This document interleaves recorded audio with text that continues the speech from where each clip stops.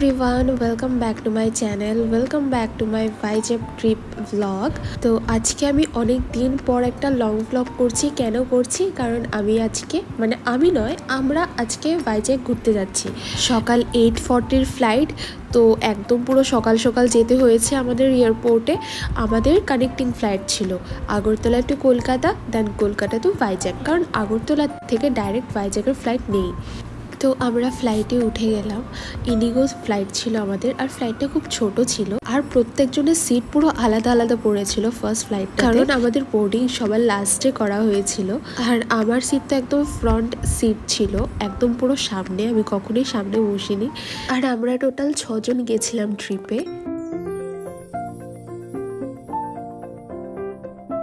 এখন আমরা পৌঁছেছি কলকাতা এয়ারপোর্টে, দেন বিশাখাপত্তনমের ফ্লাইট আছে। এখন তোমার 10টাও বাজেনি, 5 মিনিট বাকি 10টা বাজার। তো আমাদের 12:50-এর ফ্লাইট বিশাখাপত্তনমে। তো এখন আমরা একটু বাইরে যাব।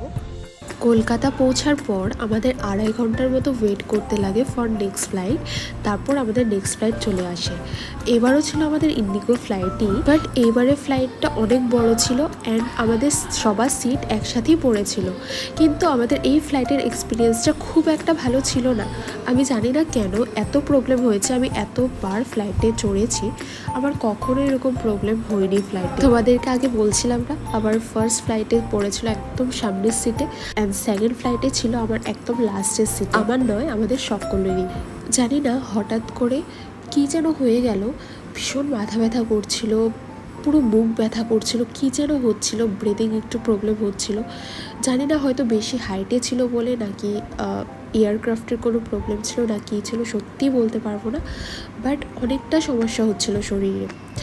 আমি জিজ্ঞেস করলাম আমার মা বাবাকে, ওদের হালকা হালকা মাথা ব্যথা করছিল, বাট আমার এতটা শরীর খারাপ করছিল, মানে আমি তোমাদের কী বলবো, আমি লিটারেলি অসুস্থ হয়ে গেছিলাম ফর ফিউ মিনিটস।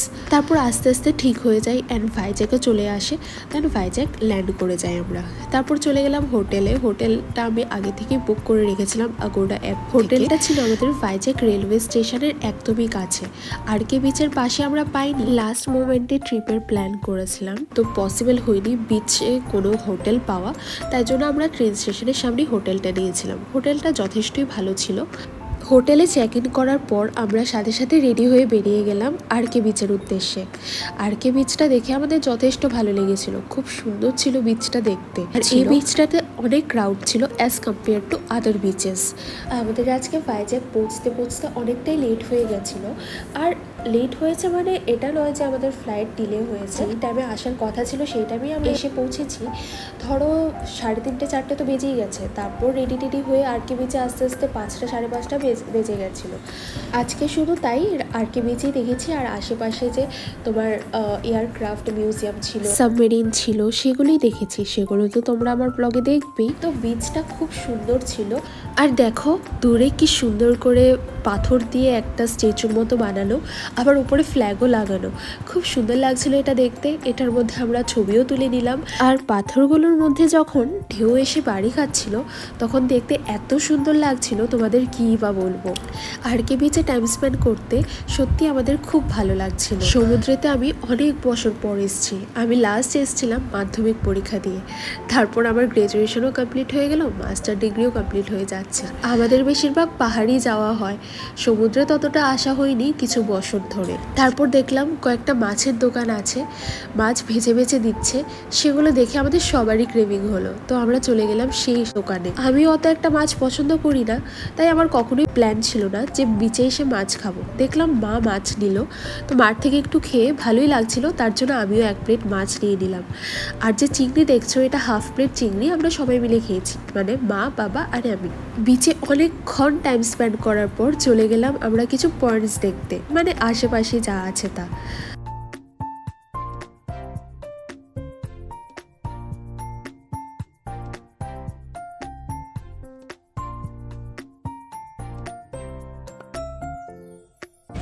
এখন আমরা যাচ্ছি সাবমেরিন দেখতে। জানি না ভিতরে ক্যামেরা অ্যালাউড কিনা। আমি ব্লগসে দেখেছিলাম যে ক্যামেরার জন্য নাকি আলাদা চার্জ লাগে, যদি ভিডিওগ্রাফি করি আলাদা চার্জ লাগে, ফটোগ্রাফির জন্য আলাদা চার্জ লাগে। তো দেখি গিয়ে কী হয়, যদি ভিডিও করতে পারি তোমাদের তো অবশ্যই দেখাবো। তো ফার্স্ট আমরা চলে গেলাম সাবমেরিন দেখতে। এটা আরকে বিচ থেকে অত একটা দূরে নয়, ধরো মোটামুটি 1 কিলোমিটারের মতো হবে। সেদিনও একটা কাণ্ড হয়েছে, আমরা তো সবাইকে জিজ্ঞেস করে করে যাচ্ছিলাম যে কোথায়, সবাই বলছিল হ্যাঁ আরেকটু দূরে আরেকটু দূরে। তো আমরা হাঁটছি, সেটা আর আসছে না। আর যেহেতু আমরা সারা দিন ধরে এতটা জার্নি করেছিলাম, আমরা সবাই খুব এক্সস্টেড ছিলাম, আমাদের হাঁটতে আর ভালো লাগছিল না। তারপর ভাবলাম যে ঠিক আছে আমরা আর পাচ্ছি না, আমরা একটা অটো নিয়ে নিই। তো ওরা বিশ্বাস করবে না, অটোওয়ালাও কিছু বললো না, আমরা জাস্ট অটোতে উঠলাম, উনি জাস্ট টার্ন করে দিল। ঠিক আছে, আমরা একদম পুরো সাবমেরিনের সামনে এসেই অটোটা নিয়েছিলাম, মানে উঠেছি আর নেমেছি, উনি 100 টাকা রেখে দিয়েছে। তো এটা হলো ব্যাপার। তো যাই হোক, সাবমেরিনের ভেতরটা আমি তোমাদের দেখাতে পারিনি, কারণ ক্যামেরা অ্যালাউড ছিল না। ক্যামেরা নিতে গেলে আরও তোমার এক্সট্রা চার্জ দিতে হবে, যেটা আমরা আগে জানতাম। আমি একবার ব্লগে দেখেছিলাম চার্জেস লাগে, কিন্তু সেদিন কেউ কিছু বলেনি। আর দ্যাট টাইমের জন্য আমার মাথার থেকে সে কথাটা বেরিয়ে গেছে। ঢোকার পরে জানতে পারি এক্সট্রা চার্জেস লাগে, কিন্তু অলরেডি আমরা ঢুকে গেছিলাম।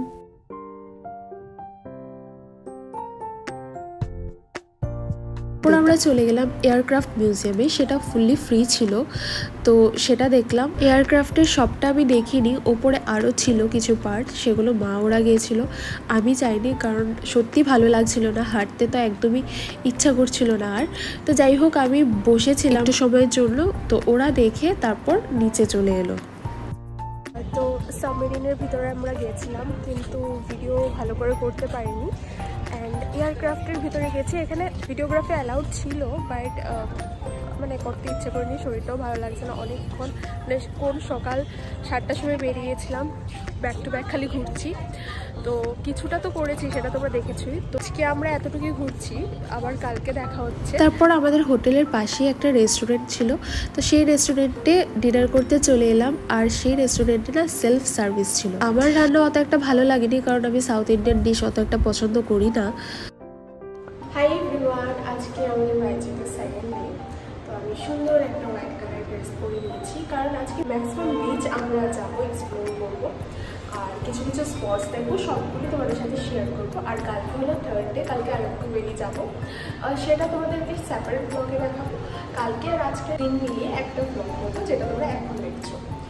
সো আমাদের গাড়ি এসে পড়েছে, তোমাদের সাথে আবার দেখা হচ্ছে। আর আমি সব কটা জিনিস ভয়েস ওভারে দিয়ে দেবো, তোমাদের বুঝতেও সুবিধা হবে, আবার পড়তেও সুবিধা হবে। তো আমরা উঠে গেলাম গাড়িতে সবাই মিলে।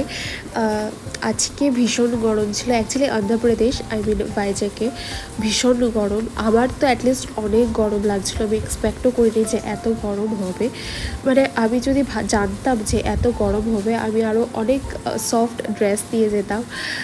তো মানে যাই আমি সেজে যাচ্ছি, কিছুই লাস্ট অবধি থাকছে না, ভিডিও বানাতে বা রিলস বানাতে, ফটো তুলতে কিচ্ছুই ভালো লাগছিল না, কারণ রোদের তাপ এত ছিল আর এতটা গরম ছিল, মানে সত্যি একদমই ভালো লাগছিল না ঘুরতে। তো ফার্স্ট একটা ভিউ পয়েন্টে চলে এলাম, সেখান থেকে খুব সুন্দর বিচটা দেখা যায়, আর সাইডে পাহাড়ও আছে, খুব সুন্দর লাগছিল দেখতে। এটা অ্যাকচুয়ালি একটা পার্ক, তোমাদের যেটা দেখাচ্ছে এটা সবটা পার্ক। সেখান থেকে বিচের ভিউ প্লাস মাউন্টেন ভিউ এতটা সুন্দর দেখতে, মানে কি বলবো। এই জাহাজটা যে দেখছো, এই জাহাজটা সুনামির সময় ইন্ডিয়াতে এসে পড়েছিল, তো সেটাকে সুন্দর করে সাজিয়ে রাখা হয়েছে, সেটা দেখতেই মেইনলি সবাই এই স্পটটাতে যায়।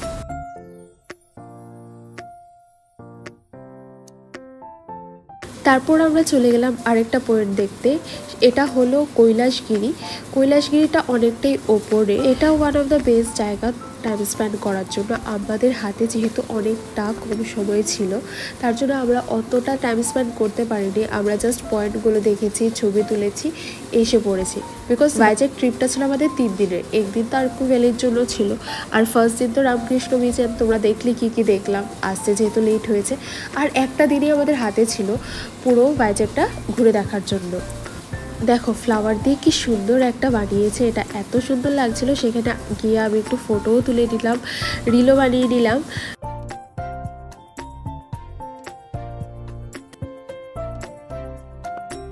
আর এই পয়েন্ট থেকেও কিন্তু বিচ দেখা যায়, মানে অলমোস্ট প্রত্যেকটা পয়েন্ট থেকে বিচ দেখা যায়।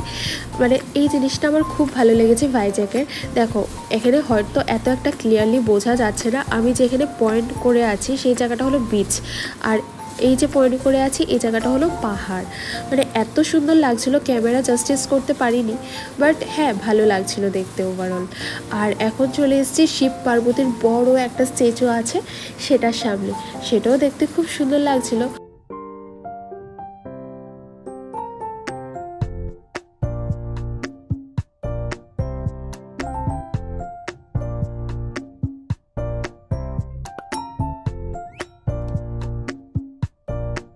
কৈলাসগিরি এরিয়াটা অনেক বড় জায়গা নিয়ে বানানো হয়েছে। দেখো এটা হলো ভাইজ্যাক শহরটা, এত সুন্দর লাগছিল দেখতে।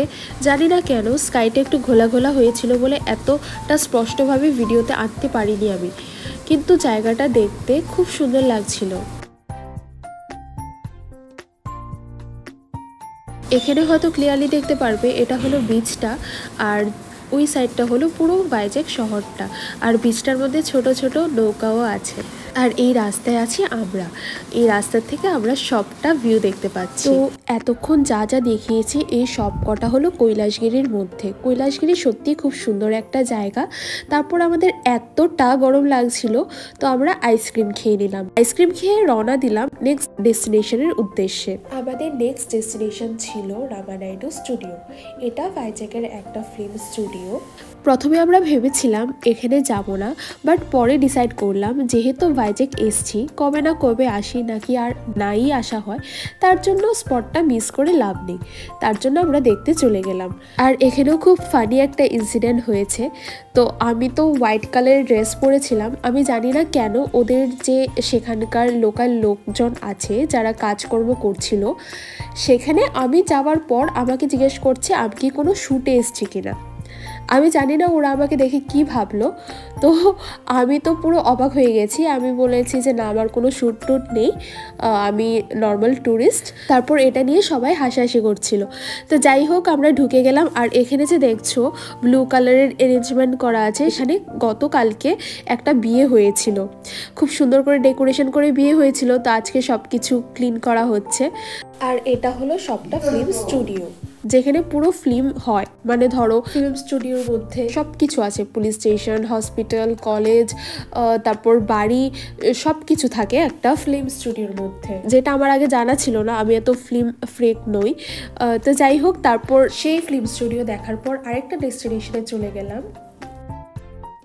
তার আগে আমি একটা ডাব খেয়ে নিলাম, কারণ এতটা গরম ছিল, না খেলে শরীরে সত্যি অসুবিধা হয়ে যেত। এই জায়গাটা আমার খুব ভালো লাগছিল বলে আমি অনেক রিলস বানিয়ে নিলাম আর ছবিও তুলে নিলাম। আর এই জায়গার ঢেউটা অনেক কম ছিল বলে আমি রিলস বানাতে পেরেছি। আমি তোমাদেরকে একটা সিক্রেট রিভিল করি, মানুষে এই জায়গাতে গিয়ে এই যে নিচে গুহাটা দেখছো, এটার মধ্যে অনেক সুন্দর করে পিকস তুলে, ফটো অ্যান্ড ভিডিওতে এটা দেখে মনে হয় যে জায়গাটা অনেক সুন্দর, গুহাটা অনেক সুন্দর, বাট এটা একদমই ছোট ছিল। আমি তাদের সাথে পিকচার শেয়ার করে দেব এটা রিয়েলিটিতে কেমন লাগে আর রিলে কীরকম লাগে। তো যাই হোক আমরা লাঞ্চ করার পর চলে গেলাম আরেকটা বিচ দেখতে। আজকে আমরা ব্যাক টু ব্যাক খালি বিচই এক্সপ্লোর করছিলাম। আর ভাইজ্যাক গেছি তো সব তো বিচই হবে, এটা জানার কথা। আর এই বিচের অপোজিট সাইডে ছিল একটা পাহাড় আর সামনে ছিল একটা বিচ। তো বিচটা সত্যি খুব ভালো লাগছিল। বিচ দেখার পর লাস্টে আমরা চলে গেলাম শিবাচরণ টেম্পলে। এটা অনেক একটা জাগ্রত নরসিংহ দেবতার মন্দির। নরসিংহ আমরা জানি এটা বিষ্ণুর একটা অবতার। তো সেখানে ঢুকলাম, প্রসাদও পেয়ে গেলাম। এখানে আমাদের গাড়িটা পার্ক করা আছে, আর ভেতরে ক্যামেরা অ্যালাউড ছিল না বলে তোমাদেরকে কিছু দেখাতে পারিনি, বাট আমরা খুব সুন্দর করে পুজো দিতে পেরেছি। সেখানে অনেক সুন্দর সুন্দর হাত পাখা বিক্রি করছিল, সেখান থেকে 3টে হাত পাখা নিয়ে নিলাম। আমাদের হোটেলে ঢোকার আগে আমরা লাস্ট একটা জায়গা দেখতে চেয়েছিলাম, সেটা হলো বিশাখাপত্তনম পোর্ট, যেটা আমরা ছোটবেলার থেকেই বুকসে পড়ে থাকি। তো এখানে অনেক মাছ দেখলাম, অনেক মানে দেখার জিনিস। এই জিনিসটা জায়গাটার মধ্যে অনেক দুর্গন্ধ ছিল, যেটা এক্সপেক্টেড। তো যাই হোক মানে ভীষণ রকমের মাছ ছিল, আমি কখনোই এত বড় মাছের বাজার দেখিনি। তো মানে হাজার হাজার, মানে লক্ষ লক্ষ, হাজার বলে ভুল হবে, লক্ষ লক্ষ কোটি কোটি মাছ ছিল। তো এখান থেকে সব মাছ ট্রান্সপোর্ট করা হয় বিভিন্ন জায়গায়। তো সেখানে গিয়ে একটা নতুন জিনিস দেখা হলো, নতুন জিনিস এক্সপ্লোর করা হলো।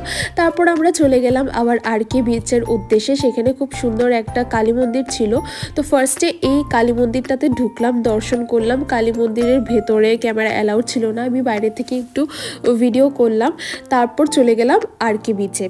আরকে বিচেও আজকে অনেকক্ষণ টাইম স্পেন্ড করলাম। আজকে আবার মাছ ভাজা খেলাম, কিন্তু কালকের তুলনায় আজকের মাছ ভাজাগুলো খুব একটা ভালো ছিল না। কালকে অনেক টেস্টি ছিল, মানে গতকাল, আজকে তার 1%ও ছিল না। তো এটা হলো থার্ড ডের ভিডিও, মানে আমরা রওনা হয়ে গেলাম আরক্কো ভ্যালির উদ্দেশ্যে। আমরা খুব সকাল সকাল রওনা হয়ে গেছিলাম, আমাদের ট্রেন ছিল 5:40-র দিকে। তো আমরা তো খুব এনজয় করে খুব সেজে গুজে রওনা হয়ে গেলাম। আমি মানে মেকআপ করারও সময় পাইনি, যেহেতু এত সকালবেলা ট্রেন। আমি ট্রেনে উঠে মেকআপ করেছি, যেটা তোমরা শর্ট ভিডিওতে পেয়ে যাবে। তো অনেকক্ষণ টাইম লেগেছে আরক্কো ভ্যালিতে পৌঁছতে। তো সেদিনও আমাদের সাথে একটা বড় ঘটনা হয়ে যায়। মানে এই ট্রিপটা না পুরো আমাদের মিক্সড ছিল, মানে খুব অ্যাডভেঞ্চারাস ছিল বলতে পারো। তো আমরা আরক্কো ভ্যালি যাওয়ার আগে স্টেশনে জানতে পারি যে ওই জায়গাতে স্ট্রাইক চলছে, আমরা কিছুই ঘুরতে পারবো না। তো অলরেডি আগে স্টেশনে এসে পড়েছে, আর আগের স্টেশন থেকে আমরা ব্যাকও করতে পারবো না। আমরা জানি না, চিনি না, গাড়ি পাবো কিনা আমরা বলতে পারি। আরক্কো ভ্যালিতে আমরা জাস্ট নেমেছি, নামার পরে ট্রেন স্টেশনেই ছিলাম আমরা বসে, আর কোনো গাড়ি ঘোড়া কিছু চলছিল না। তো আমাদের নেক্সট ট্রেনের অপেক্ষা করা ছাড়া আর কোনো উপায়ও ছিল না। এখন আমরা ট্রেন স্টেশনে আছি, আমাদের নেক্সট ট্রেন হচ্ছে 3:45-এ। আমরা অ্যাকচুয়ালি উবেরও পাচ্ছি না, ঠিক আছে। আমি অনেক ট্রাই করেছি, ওলা উবের এখানে মানে আসবে না, মানে স্ট্রাইক যেহেতু। তো আজকের দিনটা তো এমনি কাটলো। তো যাই হোক, ব্লগটা ভালো লেগে থাকলে আমার ভিডিওটাকে একটা লাইক করে দিও, আমার চ্যানেলটাকে সাবস্ক্রাইব করে দিও। আমাদের ভাইজ্যাগ ট্রিপটা কীরকম কেটেছে তোমাদের সাথে এটাই শেয়ার করলাম এই ব্লগের মাধ্যমে। তো আজকের জন্য এতটুকুই, টাটা।